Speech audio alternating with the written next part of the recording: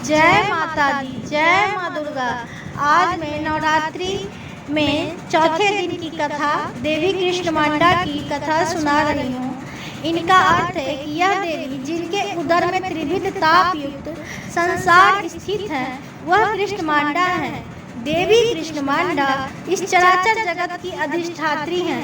जब सृष्टि की रचना नहीं हुई थी उस समय अंधकार का साम्राज्य था। देवी कृष्णमांडा जिनका मुखमंडल सैकड़ों सूर्य की प्रभा से प्रदीप्त है इस समय प्रकट हुई थी, जिनके मुख पर बिखरी मुस्कुराहट से सृष्टि की पलकें छपकनी शुरू हो गई थी। और जिस प्रकार फूल में अंड का जन्म होता है उसी प्रकार कुसुम अर्थात फूल के समान माँ की हंसी से सृष्टि में ब्रह्मांड में जन्म हुआ था। इस देवी का निवास सूर्य मंडल के मध्य में है और यह देवी सूर्य मंडल को अपने संकेत से नियंत्रित रखती हैं। देवी कृष्णमांडा अष्टभुजा से युक्त है, अतः इन्हें देवी अष्टभुजा के नाम से भी जाना जाता है। देवी अपने इन हाथों में क्रमशः कमंडल, धनुष, बाण, कमंडल का फूल, अमृत से भरा कलश, चक्र तथा गदा रखती हैं। देवी के आठवें हाथ में बीजन के कमल के फूल बीज का माला है। ये माला भक्तों को सभी प्रकार की सिद्धि देने वाला है। देवी अपने प्रिय वाहन सिंह पर सवार है। जो भक्त श्रद्धा पूर्वक इस देवी की उपासना दुर्गा पूजा के चौथे दिन करता है उसके सभी प्रकार के कष्ट, रोग, शोक का अंत होता है और आयु एवं यश की प्राप्ति होती है। चतुर्थ दुर्गा श्री कृष्णमांडा आदि शक्ति श्री दुर्गा का चतुर्थ रूप श्री कृष्णमांडा है। अपने उदर से अंड अर्थात ब्रह्मांड को उत्पन्न करने के कारण इन्हें कृष्णमांडा देवी के नाम से पुकारा जाता है। नवरात्रि के चौथे दिन इनकी पूजा और आराधना की जाती है। श्री कृष्णमांडा के पूजन से अनाहत चक्र जागृति की सिद्धियां प्राप्ति होती है।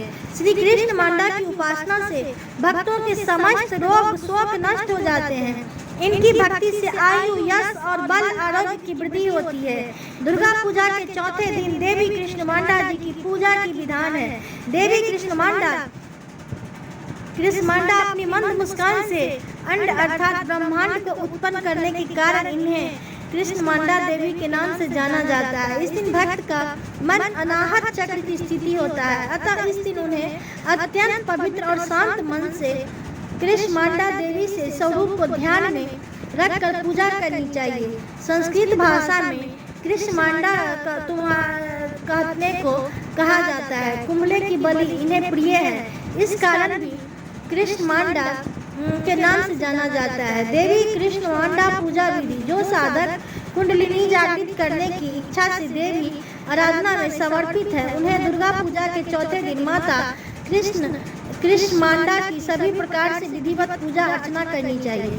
फिर मन को अनाहत चक्र की स्थापित करने हेतु माँ आशीर्वाद देनी चाहिए और साधना में बैठना चाहिए। इस प्रकार जो साधक प्रयास करते हैं उन्हें भगवती कृष्णमांडा सफलता प्रदान करती है, जिससे व्यक्ति सभी प्रकार के भय से मुक्त हो जाता है और माँ की अनुग्रह प्राप्त करता है। दुर्गा पूजा के चौथे दिन देवी कृष्णमांडा की पूजा का विधान उसी प्रकार है जिस प्रकार देवी ब्रह्मचारिणी और चंद्रघंटा की पूजा की जाती है। इस दिन भी आप सबसे पहले कलश और उसमें उपस्थित सभी देवता की पूजा करें, फिर माता के परिवार में शामिल हो देवी देवता की पूजा करें जो देवी की प्रतिमा के दोनों तरफ विराजमान है। इनकी पूजा के पश्चात देवी कृष्णमांडा की पूजा करें। पूजा की विधि शुरू करने से पहले हाथ में फूल लेकर देवी को प्रणाम करें।